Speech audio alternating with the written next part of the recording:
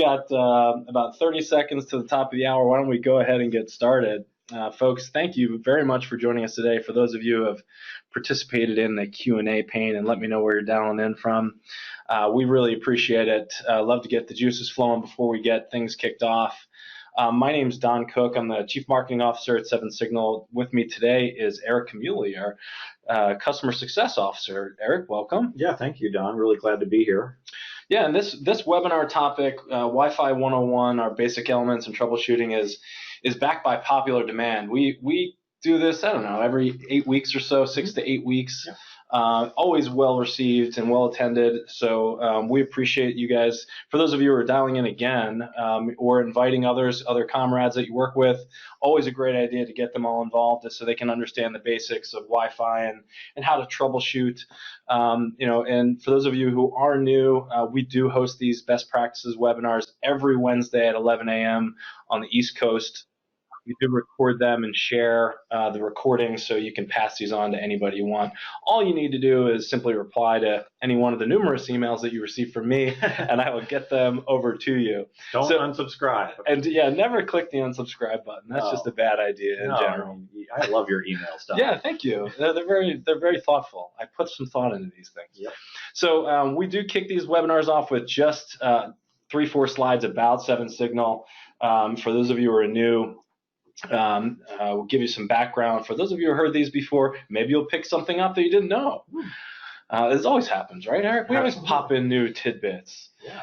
So 7Signal has been around since 2007. We were founded by some founders, or excuse me, some employees of Nokia, decided to get into the Wi-Fi space. So the company was actually founded in Helsinki back in 2007, moved stateside shortly thereafter in 2010 and looking for some funding and some talent and all kinds of fun stuff. That's and we've been here ever since. We're now in Cleveland, Ohio, where the headquarters is. Hit a lot of major milestones last year. A lot of excitement around our device monitoring. We hit the 4 million mark, and we crunch over 1 billion data points daily. So we are crunching a lot of numbers, looking at a lot of networks, looking at a lot of devices, getting a lot of information from users on their experiences and crunching that data and serving it up to our customers. We've got over 200 now.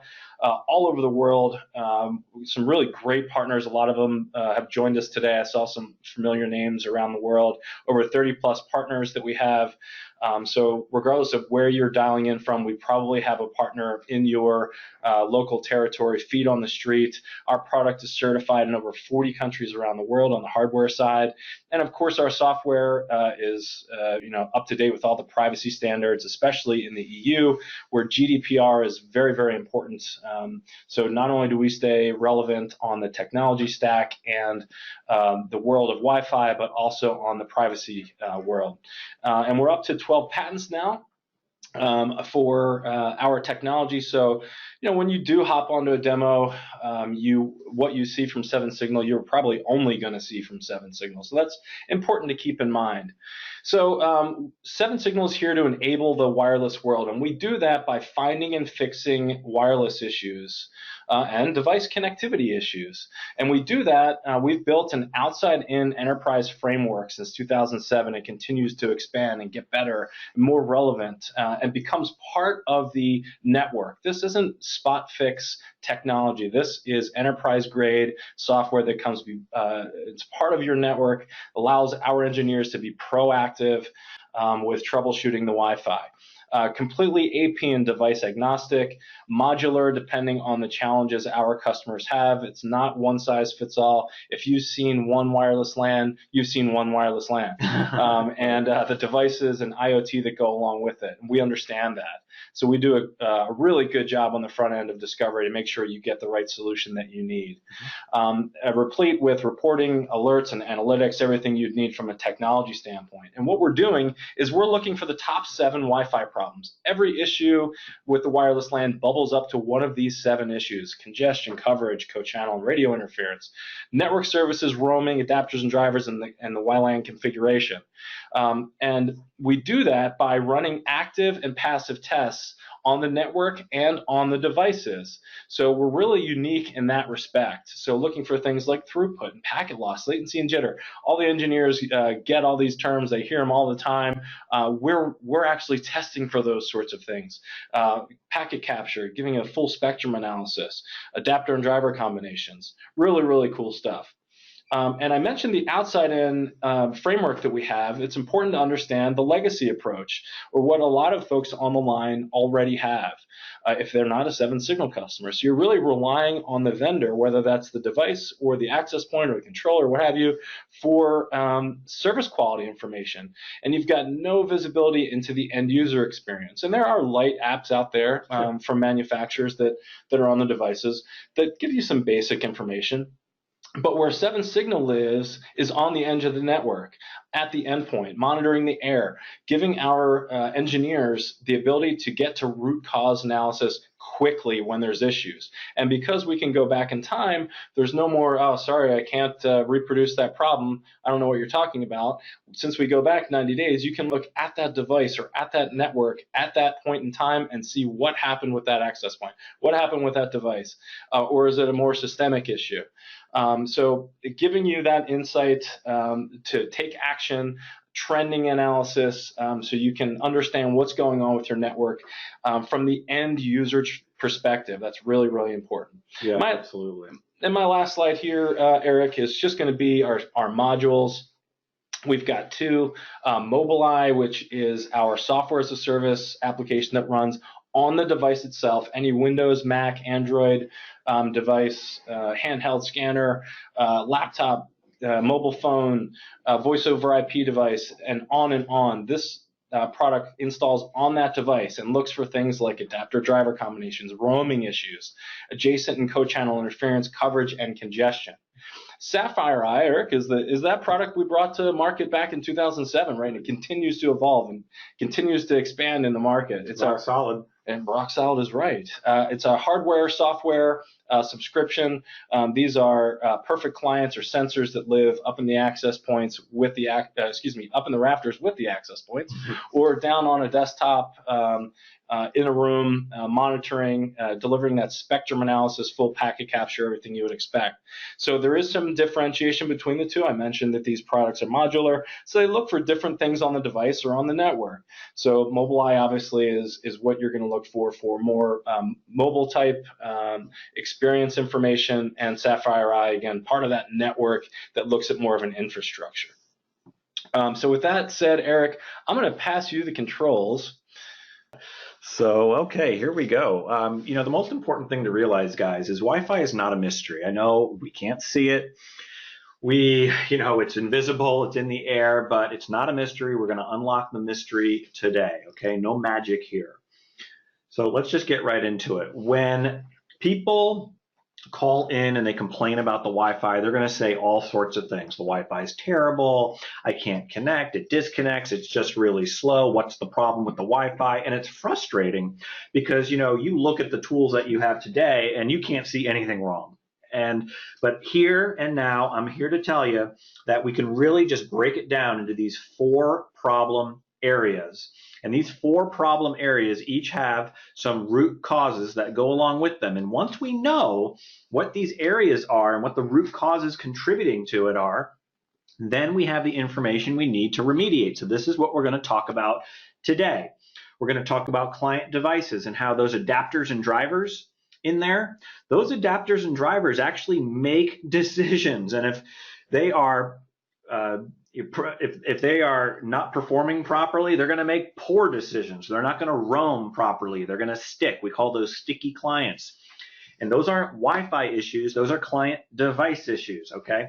Now, when it comes to the air, we all share the air. Not just you and me, Don, but our devices are sharing the air also. And so just like if you were to walk into a city and it's polluted and it's hard to breathe, well, guess what? Your devices need air, and plenty of it, in order to operate properly. And so if it's too noisy in the air, then we're going to have interference, and that interference is going to make it difficult to operate. Third on the list, access points. Your access points are not perfect. Sometimes they get frozen, they get stuck, and it's hard to identify what's gone wrong with them. More importantly, sometimes they can get overloaded, something we call congestion. Sometimes they don't reach far enough, or maybe the fluctuation in power is such that now I've got coverage holes. Okay, it's just like on your cell phone when you're looking at the number of bars. If you don't have a lot of bars and you don't have a strong signal, you're probably going to have a poor connection. Same thing in Wi-Fi. And then finally, it could be something on the network.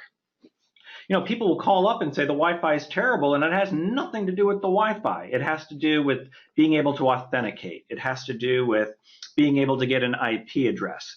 And the point here is that obviously we have a system that is going to point to the problem. Is this a client device issue? Is this a wired network issue? Or is this a Wi-Fi issue? And that's the whole point here. So we're going to talk about these things that you see on the screen as part of our Wi-Fi 101. Don, what do you say we get into it? Let's do this. All right. So let's start out with the spectrum. Okay, think about bands of air. This is my nice little rainbow here. And the bands of spectrum or bands of air, some of them are licensed and some of them are unlicensed. Licensed means that you have to pay money to the government, like the FCC, in order to operate on them. You just can't broadcast a signal, just like tuning into a radio. What's your favorite radio station?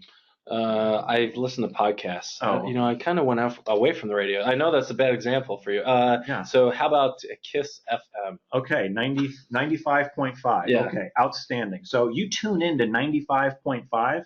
All right, nobody else is allowed to use that except for them, KISS FM. Okay, Right. And it's the same thing in Wi-Fi. You're not allowed but to only use certain radio bands or frequencies. And this is where Wi-Fi lives.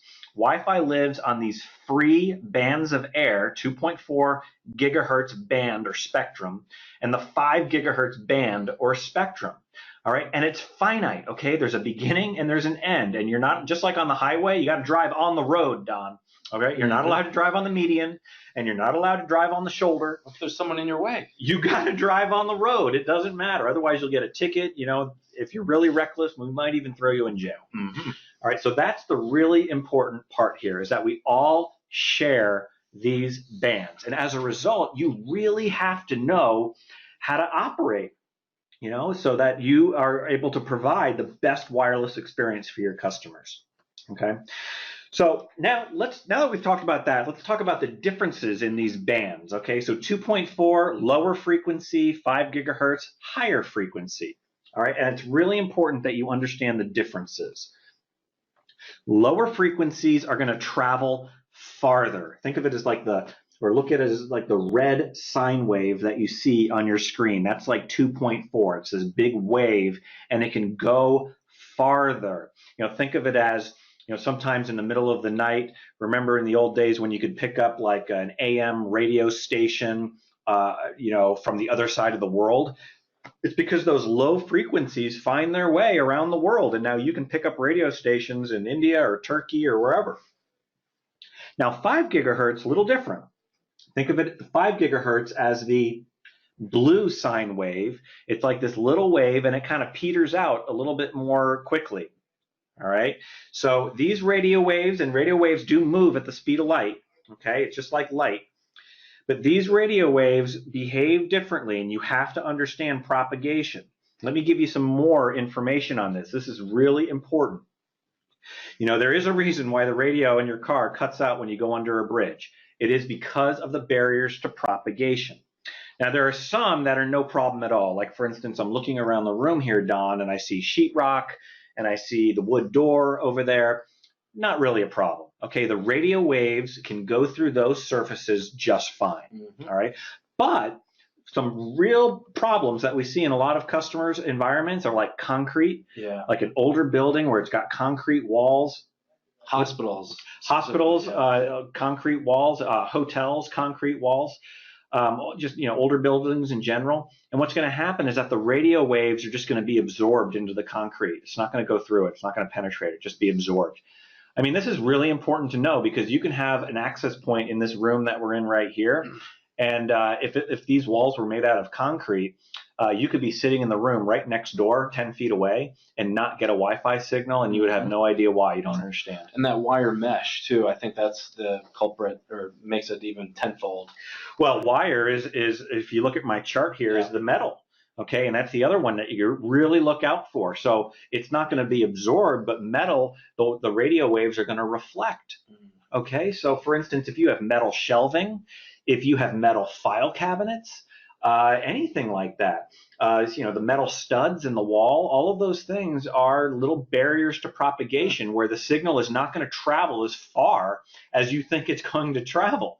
Instead, it's going to either reflect or be absorbed. So whenever we go into an environment, we're always looking around. It's like, okay, where are your access points? But more importantly, where are the elevator shafts? Right. Okay, where are the stairwells? You got to know this. It's, there could be these hidden corners where, the signal is not reaching. And I see mirror on here. So I imagine your office would have a lot of issues with all the mirrors you have in your office. Yeah, exactly. Exactly. Thank you for that. All right. So now that we've got that taken care of, let's move on to the next area here to kind of put these words into action. So just pretend that this is our office and this is a floor. And if you have one access point in the middle of the floor, it had two radios in it. One of them was dedicated to 2.4 and the other one was dedicated to 5. It might wind up looking something like this, where you've got this inner ring, which is the blue 5 gigahertz.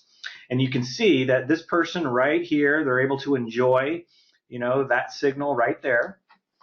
Then you have these people out on the edge, and they're on the 2.4 gigahertz network, and they're enjoying that just fine. And then you have this guy right here. He's right on the edge. Don, do you know which radio signal that this person's laptop is joining? Is it 2.4 or is it 5? Do you know? It's up to the machine. That's exactly right. Yeah. It's up to the device. Yep. It's not your decision, Don. Yeah. I wish it were up to me. It's not up to you. It's up to your device. Based upon the adapter driver combination that you have in your device, it is going to make that decision. Okay, now let's dig a little bit more into this. If I wanted to provide 5 gigahertz service across this entire floor, then I would have to add additional access points. And then I'd be able to roam or walk from one side of the building to the other, and I'd have no problem roaming from one to the next and having a good experience. Okay, so just a real basic overview of how that works. And there's Don walking across the building right there. I'm out of here. It's the end of the day. That's right. All right, now let's talk about this situation. Let's talk about congestion. So sometimes everybody will gather in a room. Maybe people are going to go into an auditorium. Maybe people are just going to gather around your desk, Don, because you've got something important to say. And now all of a sudden we're having like a little gathering. Now, when you do that, basically it's the same thing as rush hour traffic. Now you've got all of these cars on the highway, all of these computers, and they're all trying to share one lane on the highway. And in this case, the lane is channel 149 right here. And you know what? What happens in the morning when you're trying to go to work and you see those cones or barrels come out and now you're going down into like one lane? Okay, everything slows down, right? Yep. It's the same thing. Now, in order to alleviate this problem that we're looking at right here, what would you do? Well, you would add another lane on the highway. Right. You would add another channel. You can do this by either activating another channel in the same, or another radio in the same access point, or adding another access point. But the point is that now you want to spread the load. It's always great when I'm traveling up 77 North when I come to work every day. And there's that point right when I'm around Brecksville where it goes from 2 lanes to 3. Oh, I love that. And I'm just like waiting to get left.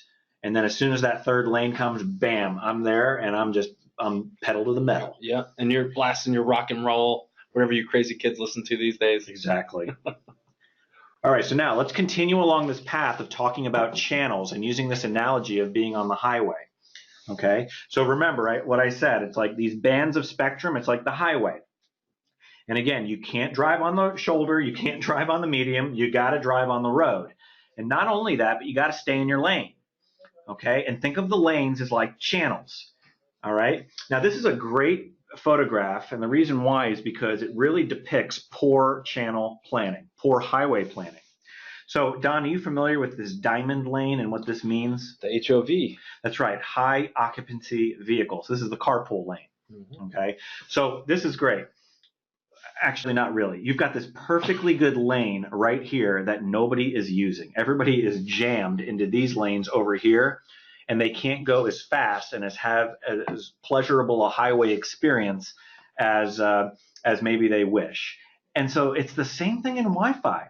Okay, these channels, when they get overloaded, maybe you need to have another channel that your cars or your devices can kind of move into in order to loosen up the congestion. Okay, so it's the same thing. In order to service more clients, you need more channels. And so you need to properly plan how you're going to use your channels and space them out so that your clients can space out, spread out, and go fast. All right, let's take a closer look at what I just discussed. So here are the channel plans on 2.4 and 5. Now check this out, Mr. Cook. 2.4 really only allows you 3 usable channels, 1, 6, and 11. Now you might be saying to yourself, well, wait a minute, Eric, what happened to 2, 3, 4, and 5? Yeah, they're in there. What happened to 2, 3, 4, and 5? Exactly. Now, the problem with 2, 3, 4, and 5 is that they overlap. They would overlap with 1 and 6. Overlapping is bad in Wi-Fi. All right, you don't want to do that. It's like it causes collisions in the air. Okay, and those collisions are going to lead to retries, and too many retries are going to lead to a slowing down or a stepping down of data rates. This is the same thing where if you were driving on the highway, Don, and the guy in front of you just kind of started drifting over into your lane and kind of straddling the lane, what would you do? Move, or I'd honk the horn or try and get out of the way. Yeah, tap the brakes. Yeah. Okay, you would tap the brakes and you'd slow down. Right. It's the same. Yeah, you try to get out of the way. You're slowing down. He's drifting over into your. It's the same thing, guys, in Wi-Fi. All right. When you see people using overlapping channels, it's a no-no. So realistically, there are only 3 lanes on this highway right here. So we call that having very low capacity. I mean, can you imagine if there were just 3 lanes on the highway on 490? I mean, that would be a mess. But rather, look at this below. 5 gigahertz is offering us over 20 non-overlapping channels. This is amazing. So this is basically, like a 20-lane highway. And people can spread out and people can go fast.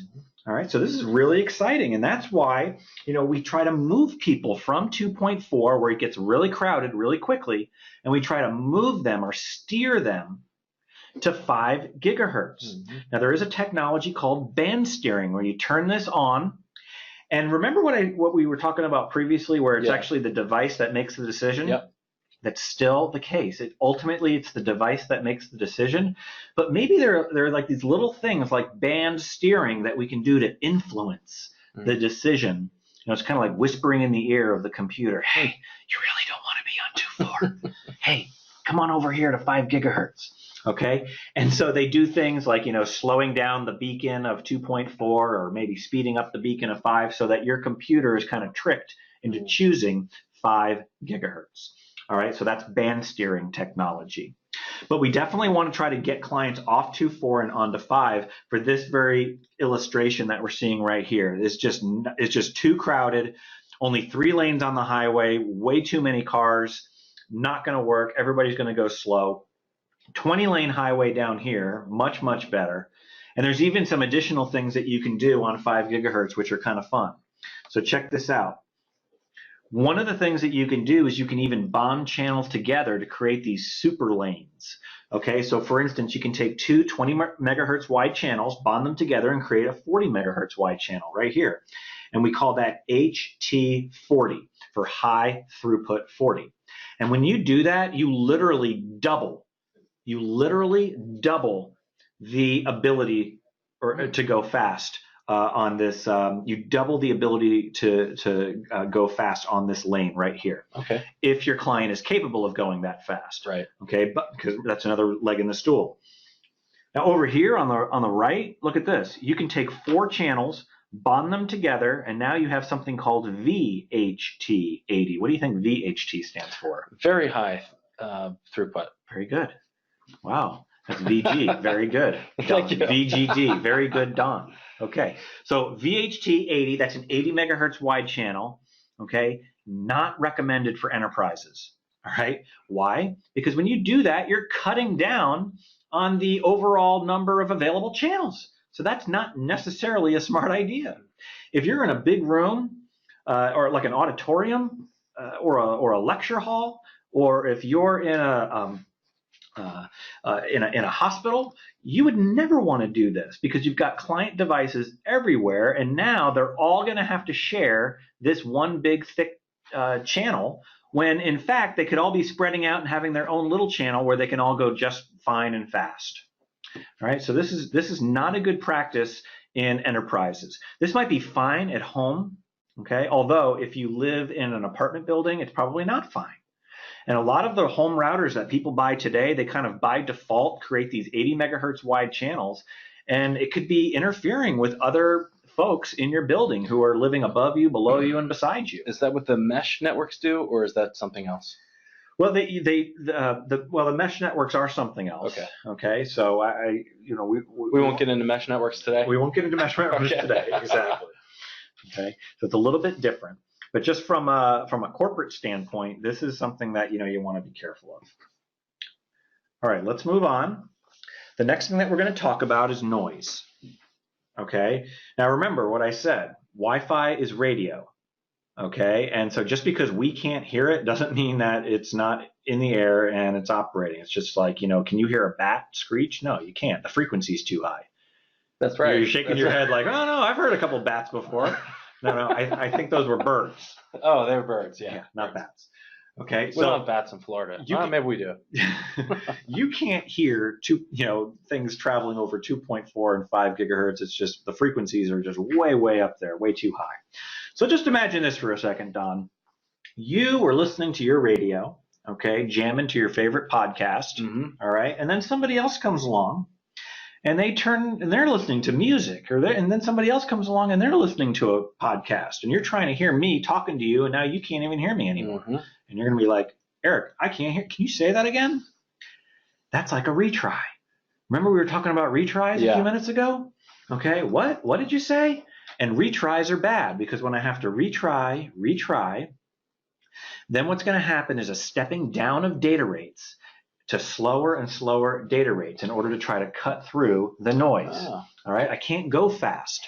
Going back to our highway analogy, what I like to say is if you're trying to get up a steep hill, you're not going to be able to do it in fifth gear. There's no way. Or sixth gear. You have to downshift into second gear or first gear in order to cut through that gravity, in order to cut through the noise and get up that hill. It's the same thing in Wi-Fi. In order for the radio signal to kind of cut through the noise, what it winds up doing is negotiating a slower, more robust data rate between your device and the access point. And by doing that, it's able to cut through the noise, and it's able to remain connected. Yep. But your experience is one that is just whoa. And you're going to be calling so-and-so up and saying, what is up with the Wi-Fi? It is slow as a dog. And it could be because of this noise, this interference in the air. All right. Now, one tendency that you might have is, hey, well, why don't we just turn up the volume? All right. Let's increase the signal in order to overcome the noise. And that's what we call SNR, signal to noise ratio. If there's a lot of signal to overcome the noise, then I can hear again. And I can hear it, but that's really not a good practice. And the reason why this isn't a good practice to just turn up the volume on your radios is that it causes a cascade effect where now you're interfering with your neighbors. Yeah. All right. And then they're going to turn up the volume. And then it's just a big muddy mess, kind of like what you see on the screen here. It's just a big muddy mess. Nobody can hear anybody. And you have a terrible, horrible Wi-Fi network. Yep. Okay. So what you want to do, and this is kind of like what 2.4 is like, quite honestly, Don. 2.4 is like it's really noisy. There's power fluctuations. It's hard to hear. You got data rates going up, going down, and everywhere in between. And really what you want to do is you want to move people over to 5 gigahertz where, everybody can spread out and everybody's got their own channel or, so to speak. And then I can hear you loud and clear. All right, you can just enjoy your podcast. And you know that little feature in the podcast where you can make it faster? Oh, yeah. Yeah, you can like Love that. Do you? Yep. It kind of helps you get through the podcast quicker. Well, you could even do that, and you'd be able to hear it just fine. Okay, isn't that nice? Yes. So when I compare the spectrum bands, to give another analogy, 2.4 is like going into a noisy sports bar. Okay, like you don't want to go watch some football this weekend, watch your Philadelphia Eagles lose in the playoffs. Thanks for the reminder. And there's going to be noise, and it's going to be hard to hear, and you got people cheering or you got people yelling, and it's not necessarily the right environment. If you move on over to 5 gigahertz, this is like you and your wife, Erin, going out. This kind of looks like you, actually. Right. Going out and having this beautiful, lovely meal together where you can talk and speak clearly and eloquently to one another, and you can really get a lot done. So, what's the experience that you want? There you have it right there. I think 5G. 5G is a great experience. All right, now, the next thing that I'm going to cover in our little Wi-Fi 101 here is a little bit more of a advanced topic, but I think it's really important to talk about because it's just something that we at 7 Signal see everywhere. So we have to talk about it, and that is RRM, Radio Resource Management. Okay? Your access points in your environment have this feature called RRM, where the access points try to automatically detect interference around them. And what they will do is they will change channel, or they will increase or decrease power in order to change the size of the cell. And they do this to try to avoid that interference. And this thing is happening, and you don't even know it's happening. Again, you can't see it. Okay? And all of this fluctuating and channel changing. And I'll tell you what, Don, sometimes these algorithms, they work really well, and sometimes they don't. Right. And it gets out of hand. And sometimes you can even end up with a situation like this, where you've got 3 adjacent access points that are all on channel 36. Now, why is this bad? This is the equivalent, going back to the highway, of you got 3 lanes on the road, and then all of a sudden, here come the orange cones, here come the orange barrels, and now everybody's got to fit down into one lane. Okay, that's what this is right here, what you're looking at. And what's going to, major bottleneck, major slowdown. You cannot squeeze comfortably all of those cars into that one lane. And that's going to be a major congestion issue. And it's caused by this condition here, which we refer to as co-channel interference. Okay. Do you know, Don, what the #1 interferer of Wi-Fi is? The #1 interferer of Wi-Fi. I'll give you the answer so that nobody has to listen to you think. Yeah, it's loud. It's getting loud in here. It's other Wi-Fi. Okay, other Wi-Fi. So there's Wi-Fi signals above you, below you, around you. You've got what we call noisy neighbors. It's the guy across the hall. Like we actually work here in a multi-tenant building where we have this first floor here on this side of the hall, but then somebody else is on the other side of the hall. Their Wi-Fi network could be interfering with yours if it's on, for instance, channel 36.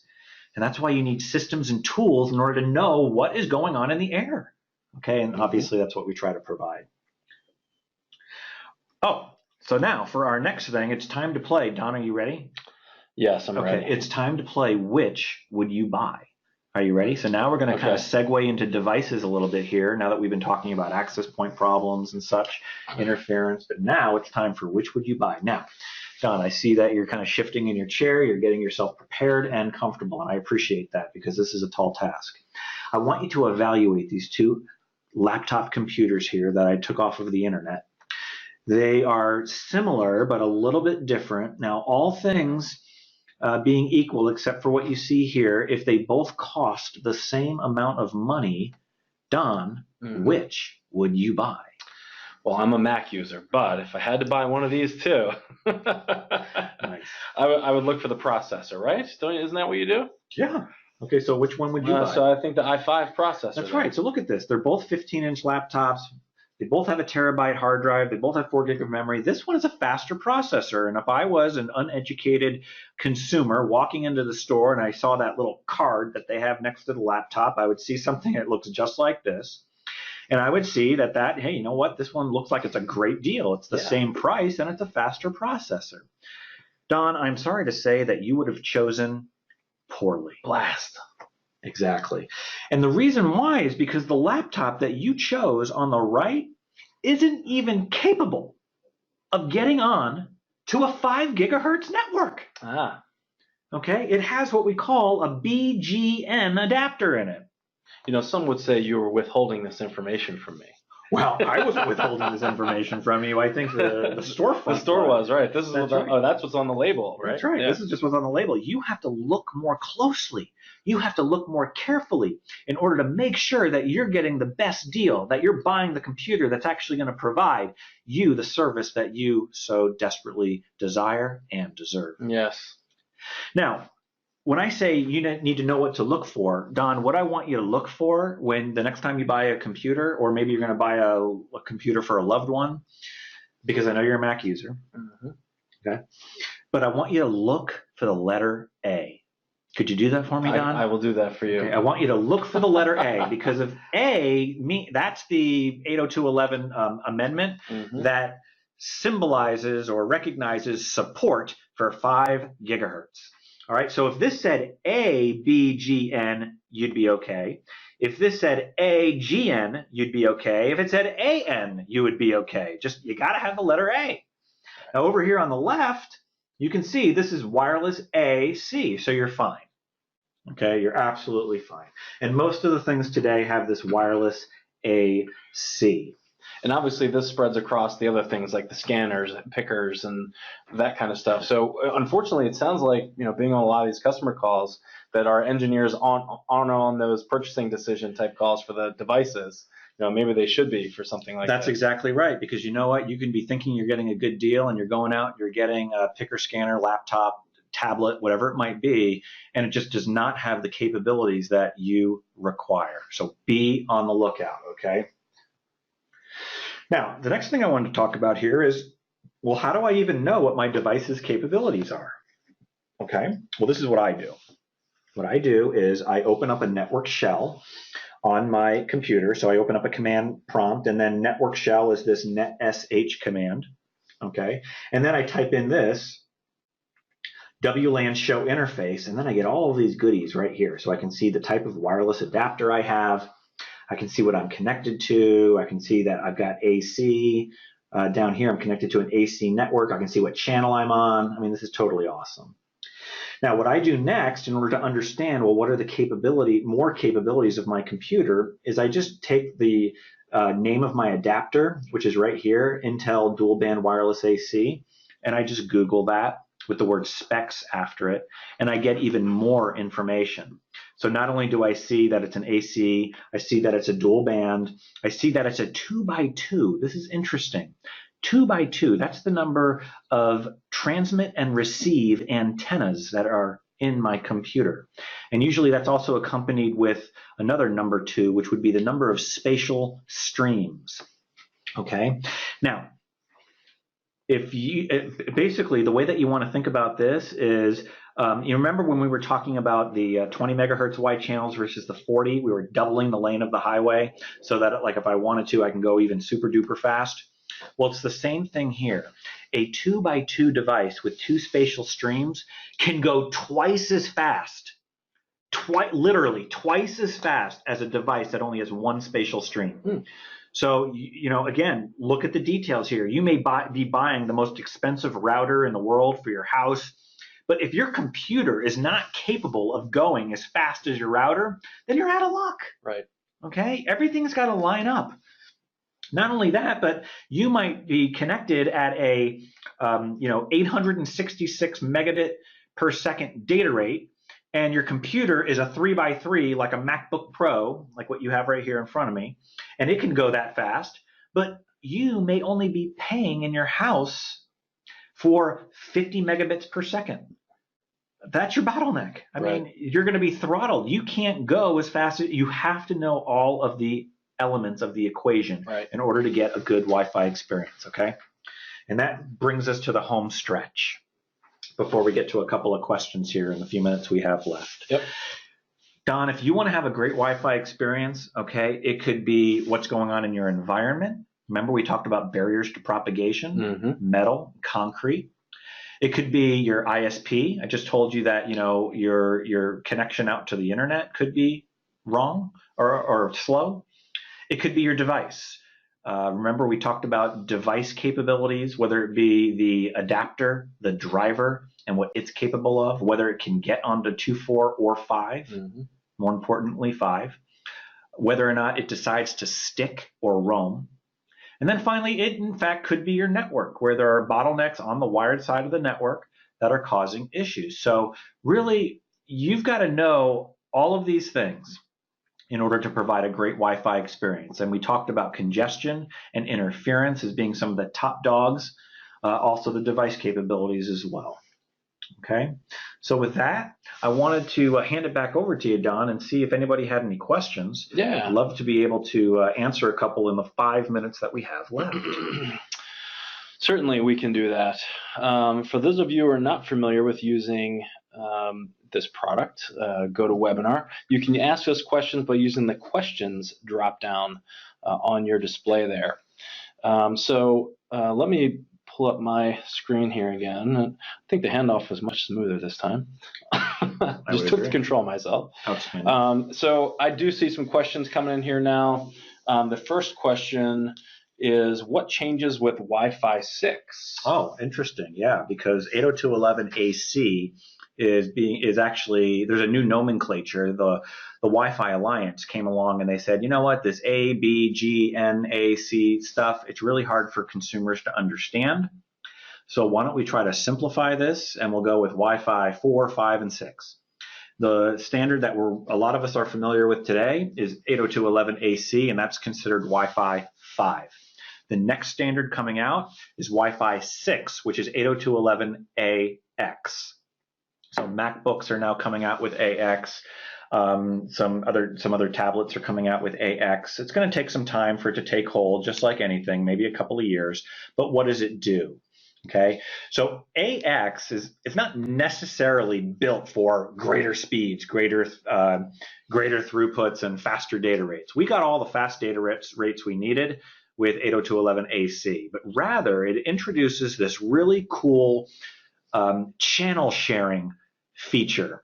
And the channel it does this through multiplexing. And this channel sharing is actually going to allow or enable devices to better share the channel in order to loosen up congestion and create more channel efficiency. Now, by the same token, when you create less congestion and you have better channel sharing, it is going to allow people to go fast. It will allow people to achieve higher data rates. But that's really what Wi-Fi 6 is going to introduce. Now, if I have an access point in my environment, Don, which is a Wi-Fi 6 access point, but I have only one client on my network that's a Wi-Fi 6 client, and nobody else on my network is a Wi-Fi 6, they're all Wi-Fi 5 or AC, then who are you going to share with? Right. Nobody. Okay, so that's what I mean by the benefits of this technology are really a couple years away. Once the device population, like 50% of it, is on AX or Wi-Fi 6, now you're going to start to see those channel sharing efficiencies take place because there's other people for you out there with the technology to share the channel with. So that's really important to know. And if those enterprise devices are any indication, most of those still just operate on 2.4. Oh gosh, so yeah, that's those really are way behind. Another question here. In the ideal case with the same hardware components, is there a data rate difference between 2.4 and 5 gigahertz bands? There are definitely data rate differences. The 2.4, you can only, depending upon the protocol, so for instance, B data rates, if you're on 2.4B, those are going to be very low data rates. Then you've got G, then you've got N. N, you can go up to, I think it's 600 megabits per second, but that's it. That's the fastest that you would be able to go. If you wanted to go have higher data rates, then you have to be on 5 gigahertz in order to achieve the really super high data rates. Thank you, Eric. Question here, are you a Zebra partner? The short answer is yes. Yes, we are. We're an ISV partner with Zebra. Thanks for the question. Yeah. Next one here. Can you explain a bit more about the 2x2 transmitter receiver? Sure, absolutely. So think of it like this. I'm going to have you look at my fingers here, Don. Okay. It's like if I've got two fingers here, all right, I can transmit with one finger and receive with the other. Or with the two streams, with the two antennas, I can do transmit with two fingers, receive with the two fingers. Okay, if I've got. So you're like an aircraft controller on the. That's what I'm doing right here as I sit across carrier. here. Yeah, I'm like I've got the two wands and I'm waving them at you like, hey, come on in. Yep. So if I only have one of those, I can. It's like basically only having one. That's just one stream. But if my computer has two streams, okay, I'm basically doubling the ability to transmit and receive. If I've got three streams, just like your computer does, I am tripling.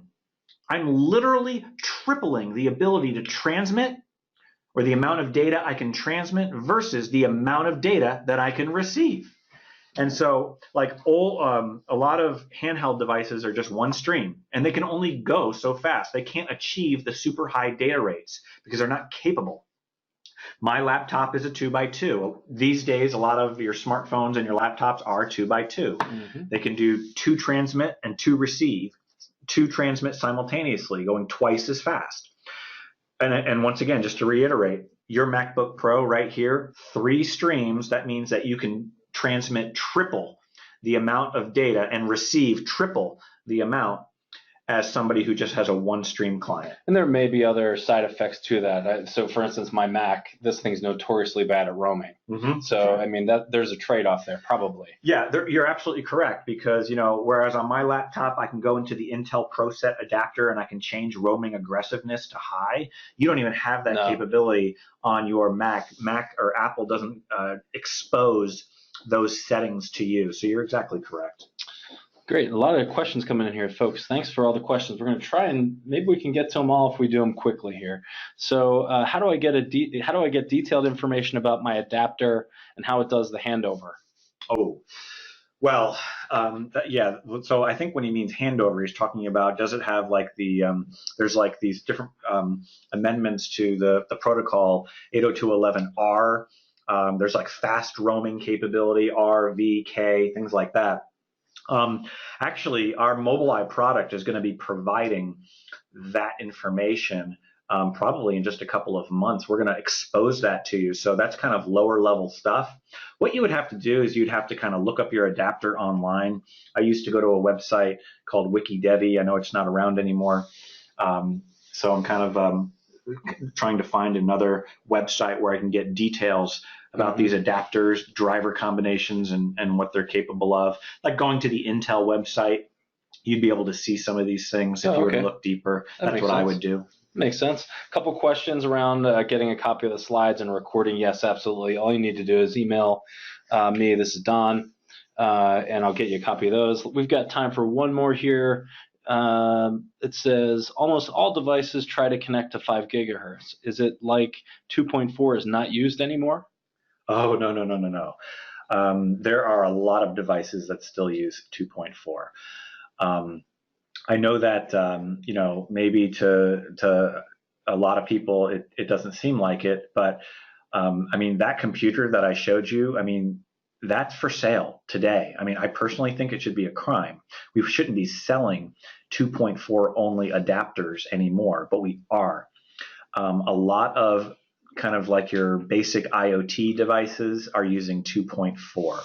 And there are benefits to it because the signal does travel farther. So people in their homes, people using their little IoT, like their Ring doorbell or security devices, those could be using 2.4. Not only that, but in hospitals, they could have these clinical IoT devices like wireless IV pumps. They're using 2.4.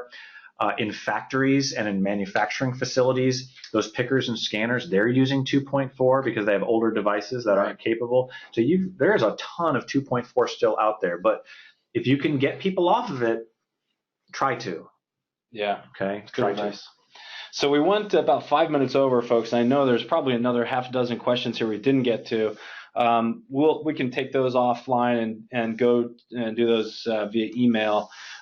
So thank you very, very much for coming today. For those of you who are interested in taking a product tour, we do have one of those every week on Fridays. You can find one at go.7signals.com/tour. Don't forget to put that go in there. That'll take you to the right registration form. There's no sales pitches, no marketing spin, just products. And Eric and I do those as well. So we're looking forward to seeing you on a Friday again, folks. Thank you very much for coming. Eric, thank you. Great presentation. Yes, thank you. Job well done again. Lots of fun. Really appreciate it. And thank you for your questions, everybody out there. And have a great one. Thank you.